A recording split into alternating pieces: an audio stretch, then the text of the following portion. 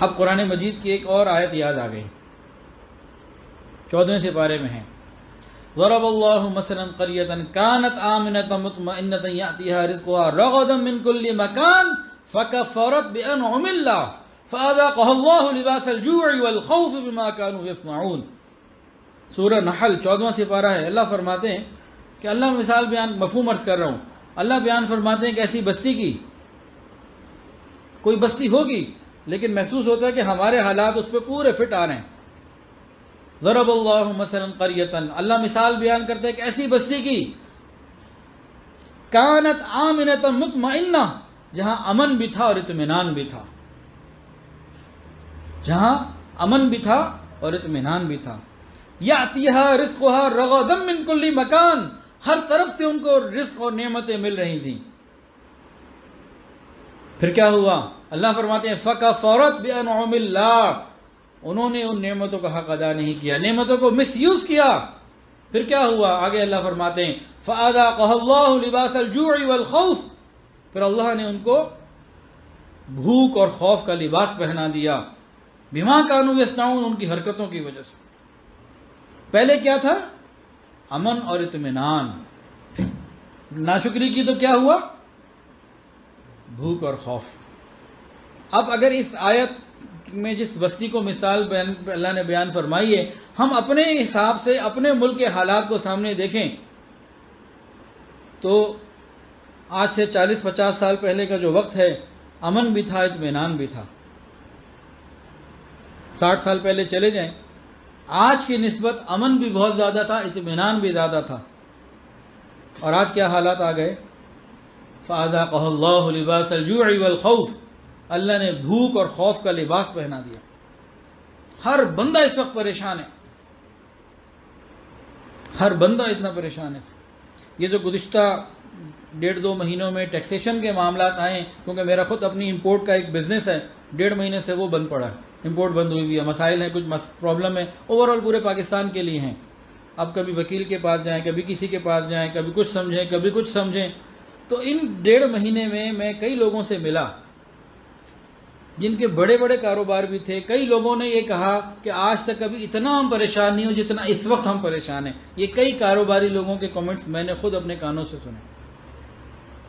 ایک صاحب نے تو یہاں تک کہا، کارخانے دار ہیں، ان کا جی میرے والد صاحب 35 دن ہو گئے بس اطمینان میں ہی ہیں، سر درد ہی ہے، پریشر میں ہی ہیں، کام معاملات جو ہیں کاروباری ایسے ہی اس نہج پہ پہنچ گئے۔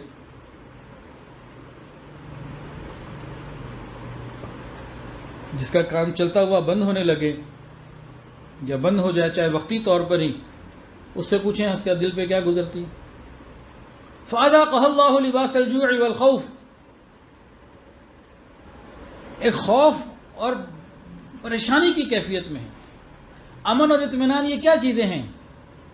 امن کا مطلب یہ ہے کہ آپ یہاں نرگس بلاک میں نکلیں، گلیوں میں جائیں، آرام سے آئیں جائیں، کوئی آپ کو چوری ڈکیتی کا کوئی خوف نہ ہو۔ اور اطمینان کیا؟ کہ اندر اطمینان ہو، دل سکون میں ہو، اسے اطمینان کہتے ہیں۔ اور یہ دونوں چیزیں آج نہیں رہی، نہ اندر سکون ہے، نہ باہر امن نظر آ رہا۔ اور عجیب بات، کیا اللہ نے فرمائے فَأَذَاقَهَا اللَّهُ لِبَاسَ الْجُوعِ وَالْخَوْفِ، بھوک اور خوف کو کس چیز سے تشبیہ دی اللہ نے؟ لباس سے۔ بھوک اور خوف کو لباس سے کیوں تشبیہ دی بھائی؟ لباس پہننے کی چیز ہے، بھوک اور خوف تو پہننے والا نہیں ہے۔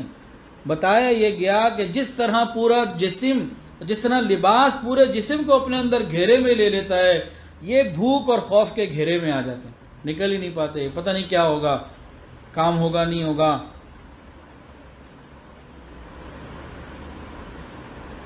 آگے کیا ہوگا؟ ہاں، جن کو تو یقین ہوتا ہے ان کو تو اللہ کی ذات پہ یقین ہے۔ باعزید بستامی رحمۃ کیا فرماتے تھے؟ اگر زمین تانبے کی بن جائے، آسمان سے ایک پانی دانہ، ایک بارش کا پانی کا دانہ بھی نہ برسے، تب بھی مجھے امید ہے اور یقین ہے کہ میرا اللہ مجھے کھلائے گا۔ تو یقین والے تو اسی تکلیف میں بھی آسانی والی زندگی گزار لیں گے، جن کا یقین کمزور ہوگا۔ فَأَذَاقَهَا اللَّهُ لِبَاسَ الْجُوعِ وَالْخَوْفِ، میں یہ نہیں کہہ رہا کہ یہ پاکستان کے حالات بیان اللہ نے کیے ہیں، یہ تو کسی بستی کے حالات اللہ نے بیان کیے ہیں، لیکن مجھے یہ محسوس ہوتا ہے کہ بہت ساری چیزیں ہمارے حالات کے اوپر پوری فٹ آ رہی ہیں۔ تو ہمیں پاکستان کی نعمت کا شکر ادا کرنے کی ضرورت ہے۔ اپنی دعاؤں میں، دن میں، رات میں پاکستان کے لیے ہم دعائیں بھی کریں، اور فکر کر کے ایک محب وطن پاکستانی بن کر زندگی گزارنے کے ہم ارادے کریں، اور کوشش کریں کہ یہ شعور پیدا ہو۔ 14 اگست کا دن گانے بجانے کے لیے نہیں ہے، یہ بے حیائی کے لیے نہیں ہے۔